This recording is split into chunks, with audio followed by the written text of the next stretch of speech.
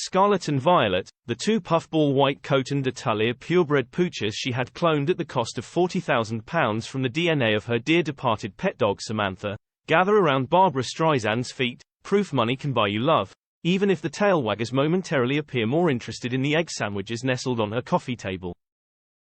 You can clone the look of a dog, but you can't clone the soul, says Hollywood's longest-reigning diva, having learned that you can't judge a book, or a dog, or an actress, by its cover.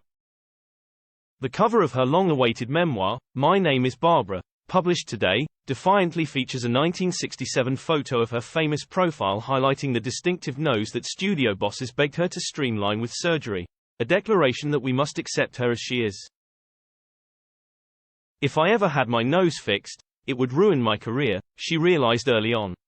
I considered having my nose fixed, but I didn't trust anyone enough to fix it.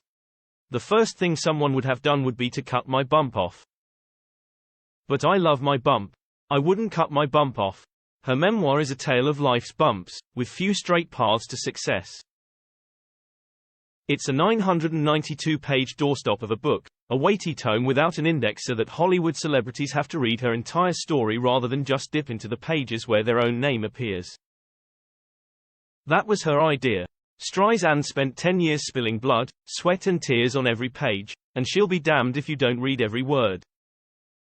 At 81, the star of Funny Girl and A Star Is Born, whose hit songs include People, Happy Days Are Here Again, and My Man, recounts her early struggles to become an actress, turning to singing to earn a living, the recording of her classic albums, directing The Prince of Tides and Yentl, divorcing Elliot Gould, and her 25-year marriage to James Brolin. By any measure, it's a storied life filled with incredible success, but, talking yesterday, Streisand heartbreakingly claimed she has not had much fun in her life. Speaking to BBC Breakfast, she said, I want to live life. I want to get in my husband's truck and just wander, hopefully with the children somewhere near us when they come over. They love playing with the dogs, we have fun. I haven't had much fun in my life, to tell you the truth. And I want to have more fun. Streisand is one of the rare few to have won America's top 4 show business awards, 2 Oscars, 10 Grammys, 5 Emmys and an honorary Tony. She scored a Best Actress Oscar in 1969 for the big-screen adaptation of musical comedy Funny Girl. The same year Katharine Hepburn also won the Gong for The Lion in Winter in a rare tie. In 1983, she wrote, directed and starred in Yentl, the first Hollywood movie where a woman was at the helm as both writer, producer, director and star. She began work on her memoir in 2009, but admits, it's so difficult because I don't want to relive my life. Once is enough. She hoped to publish in 2017. Now 6 years late, it's poised to become an instant bestseller. Her Malibu home overlooking the Pacific is elegant but practical. Almost every room has a pee pad for her dogs to preserve the antique rugs. In her closet she still has the vintage shoes and waistcoat that she wore as an 18-year-old to her first paid solo singing gig at New York's tiny Bonsoir Club in 1960. On the way, I remember thinking, this could be the beginning of a big change in my life. Indeed, it was. But with success, managers and agents wanted to reshape her in every way. Not just her nose. People wanted me to be called Barbra Sands, she says. I thought, what? No, Streisand is my name. Writing her memoir, she rewatched her old movies.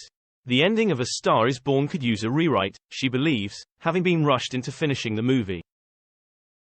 She is also reworking the ending of The Way We Were, which she hates. Insiders on that film claim Streisand lusted after co-star Robert Redford, but she insists, guys with blonde hair and blue eyes were never my type.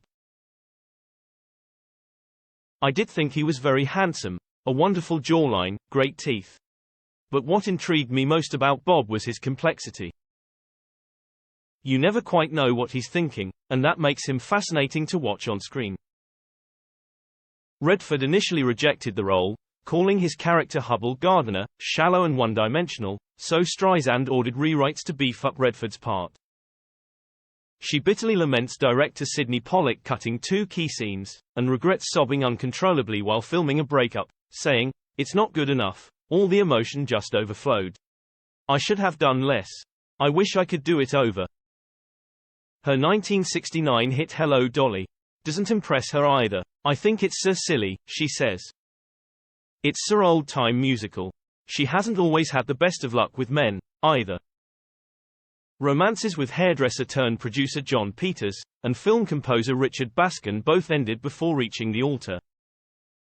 Marlon Brando warrants a chapter to himself, meeting Streisand at a party in 1966 and telling her, "I'd like to F*** you," despite his wife in the next room. She declined the offer, but they became lifelong friends. But she opened her heart to Ryan O'Neal, Don Johnson and Canadian Prime Minister Pierre Trudeau. On first meeting second husband James Brolin, who had just received a crew cut for a movie role, her opening words were, "Who F*** ed up your hair?"